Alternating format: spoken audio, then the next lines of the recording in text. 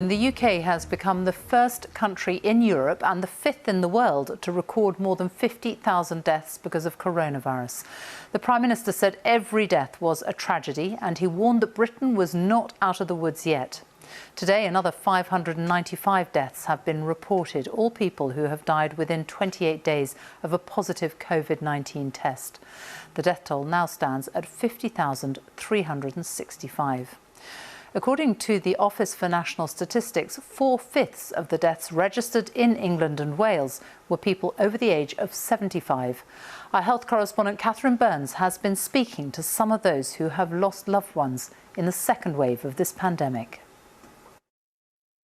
Peter Davies and Steve Horsfall lived less than 40 miles from each other and died 11 days apart, both in the second wave of coronavirus. That's been the hardest thing, is not being able to hug people. My dad was 79, but I do believe he had a lot of years left. Peter was a family man. He died the week before his 52nd wedding anniversary. He was a brilliant dad who also doted on his grandchildren. He was overweight but healthy until he went into hospital with a water infection. He wasn't an ill man, he wasn't a frail man. He died purely of COVID. If COVID didn't exist, my dad would still be here. Steve was a teacher, but that barely begins to sum him up. He was in a rock tribute band, a photographer and a biker. Wherever he went on his bike, he'd take an ice cream selfie. He had asthma and type 2 diabetes, but didn't think he'd get COVID. At the end of September, though, he and his wife became sick at the same time. It was awful because we were both so ill.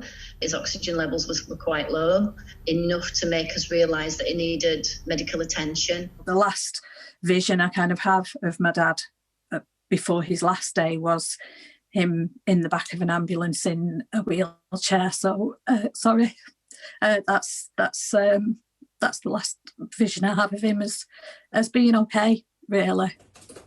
It's 6 weeks since Bev lost her dad, not even 5 for Sue. And now the UK has reached a grim milestone, the first in Europe to do so. 50,000 deaths. Every death is a tragedy, and we mourn everybody who's gone, and our feelings are with their families and friends as well. The government was slow at phase 1. They haven't learnt the lessons into phase 2, and we owe it to all of the families who are grieving to get on top of the virus. These people are not numbers, they're not statistics, they're people that are loved and that love other people, and they're missed hugely. Sue kept hoping and believing that Steve would be okay right until the end. The shock came when I got a call on the early hours of the Friday morning to say that he'd developed a complication and that his heart had stopped. And the reason why his heart had stopped was a clot on his lung. And I knew they did everything they possibly could. Bev and her mum were able to see her dad one last time in hospital wearing full PPE.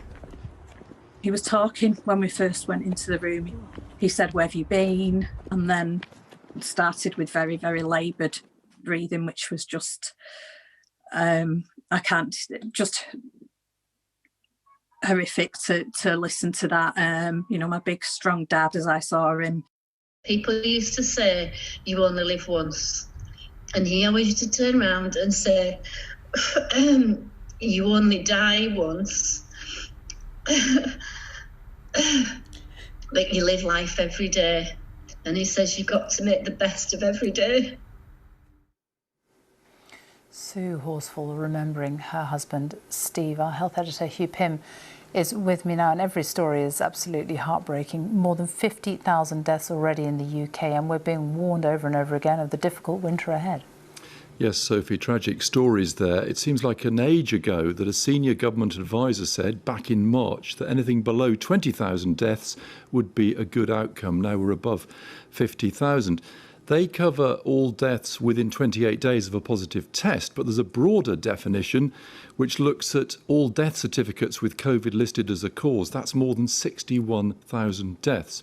So where does the UK stand in comparison with other countries? Well, we can look at some of the data in terms of deaths relative to population per 100,000 people.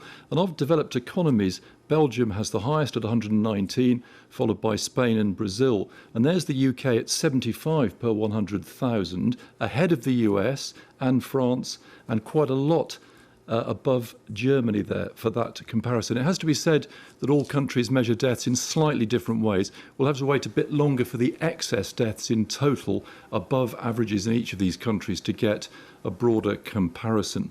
If you look at new admissions to hospitals and new cases on the graphs, those are flattening out a little bit, which may be a bit more positive. Deaths are a lagging indicator, reflecting infections 2 or 3 weeks ago. And Public Health England have said today this trend we've identified today will continue. And it'll be several weeks, they say, before current lockdown restrictions have any impact. Hugh Pym, thank you.